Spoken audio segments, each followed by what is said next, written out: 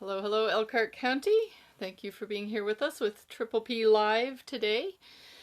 Thanks for your comments and questions and things you've shared over the last week. That means a lot to us. Continue to like and to share this, and let's get the word out there about what we're doing, because Triple P, we're trying to be, we call it a population level approach. We're trying to be all over the county so that wherever you are, you're getting kind of consistent information. So you're hearing about Triple P at the doctor and also on billboards or on the radio or whatever, so that we're all working together to raise our children together in the best way we can. And that's what Triple P is all about, is doing research on what works best and then helping parents find ways to do things in the way that they find best, kind of working those two things together. And today's topic, we're going to talk about teenagers and money and work. And this actually came up in our Triple P team leader meeting, where actually many of us have teenagers or have had teenagers recently or still do and have some older ones. And this discussion came up of how do we kind of balance teenagers wanting to have a job with also needing to get their schoolwork done and make sure they get enough sleep and participate in their sports or do all the things they want to do, and how do we balance these things? And of course, as these conversations always go, it ended up with, well, what does Triple P say about this? Where else would you go, right? So there is a tip sheet. I've talked about tip sheets before. So Triple P has all of these tip sheets for children and for teens that we work with parents through. So when we work through it, we look together at all of the tips, and then parents will choose ones that they want to use. And then we'll figure out how they're going to implement those and what that will look like for them. So I'm going to share a few tips from this tip sheet, and then I have a special guest who will come talk to us from a teen perspective about this topic. So this tip sheet is actually called Money and Work. And so it kind of gets into two things. One is just about helping teens manage money and how to handle money-related issues in the household, and then also about jobs. So some of the tips I find most helpful in the money section are just being clear and negotiating clear agreements. So this might be, this is what this is what provide, and being clear about that. And that can kind of limit conflict later on. So it might be, this is the amount we've budgeted for shoes. If you want to spend more, that's fine. Let's figure out how you can do that. So being clear and being flexible. It's also about negotiating. If you're money to behavior, being clear about that ahead of time. If we kind of all of a sudden say, you weren't good, so I'm taking that away, or you're not getting those shoes, and we weren't clear about that, that can lead to a lot of conflict. So if we want to link the money or the shoes or the clothes or the whatever to a behavior, we need to say that and be clear with that. So some of that is just thinking for ourselves ahead of time about what do we expect and how do we want to link those things. And that can be really helpful. Those are kind of, that gives us some negotiating power. But be clear about that and make that arrangement and help the teenager to understand that so it doesn't lead to conflict later. And then obviously really follow through on it. So if I said, this is the amount I can provide, you're going to have to figure out how to come up with the rest. We're going to follow through on that. Or if they miss something because they kind of didn't do their end of the bargain, that can be really hard. But we're going to follow through on that. So those are some of the tips in the money section that I found helpful. And then there's this kind of teenagers and work. But before I talk too much about that, I'm going to ask my special guest to come and share some teen perspectives on that. So I will bring him in here. He is 17 and is working, he's actually working full-time right now. And then we'll kind of reduce as sports go back to happening. So this is Isaac, and I'm going to ask him first, what are you learning from your summer job? I'm learning how to work through being tired, and you don't have a choice on whether you want to do something or not. You have to do it because there's a job to do, and you're getting paid. Good point. Second question, what has been helpful to you in learning to manage money?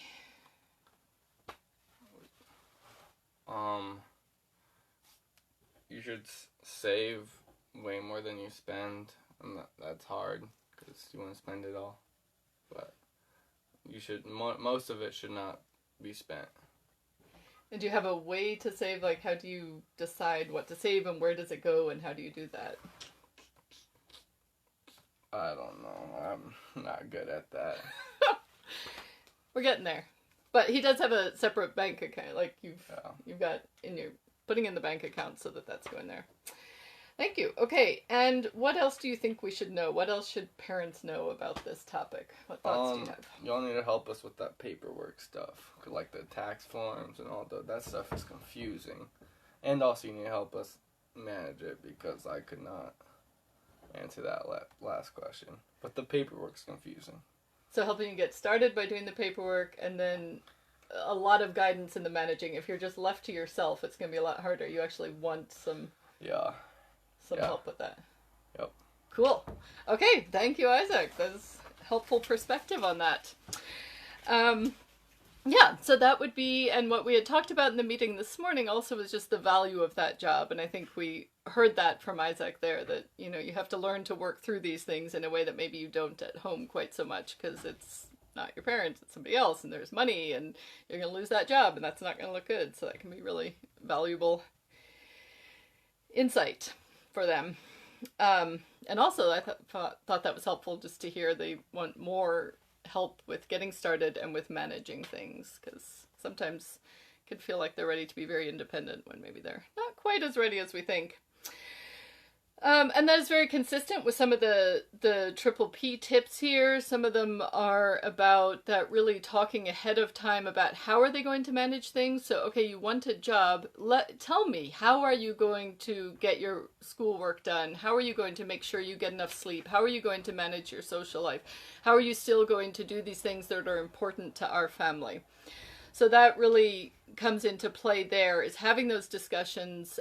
One of the things we talk about is convince me. So you want a summer job, convince me. And then they have to kind of come up with what are those reasons? How are they going to manage it and really plan ahead? So you're going to have all this money. How are you going to manage that? Where are you going to put your savings? How are you going to make sure you don't touch it? One of the Triple P tips is for parents to be very involved depending on the age of the child. So we might say it's important to have savings.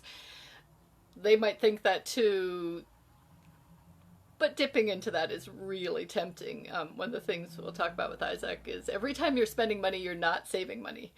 And that's a really hard concept, but it's only $5, but it's only $8, but it was on sale.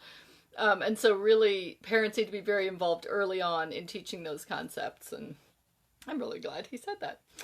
Yeah, so those are really a lot of those tips there. There's a lot of value in it, and helping that teenager become responsible and learn to manage that and manage all the other aspects of their life are really valuable, and that we have a big part to play in that.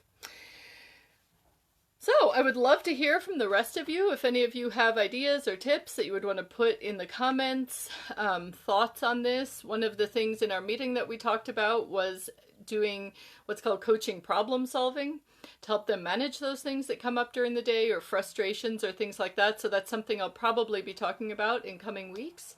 I want to say hi to Heaven and Dana and Vilma, all wrote comments here, so I particularly want to say hi to them, and thanks for being with us. Vilma is also a Triple P practitioner, and through somebody that you can, depending where you are, she's somebody you can also meet with. We have a lot of us all around the country, around the county, the country too, and the world, but particularly here, there are a lot of different people you can meet with to talk through these things. We all have the same strategies, and we all use that same process to help you work through what's going to work for you. So if you found anything today helpful, take a minute to write it down. Think about what ideas you want to implement and how you plan to use them. What could get in the way of you using them? For example, if I tell my child that, they can use this amount of money for clothing and they end up buying one thing, what am I going to do when they don't end up having the other things? Think about what some of those things are and how you plan to get around them so that you're really clear when you go to use that plan with your child, your teenager. If you want to talk more about this or about any other topic, you can contact us at info@tripplepelkhart.org, Facebook. We have our YouTube channel where we have all these videos. And then our phone line, 574-226-0160. There's, just leave a message. Somebody will get back to you within 24 hours. That can be answered in English or Spanish. Same thing with our email. And yeah, please keep those calls, comments, questions, thoughts coming. And we look forward to seeing you again next week at 4 o'clock. All the best on your parenting journey.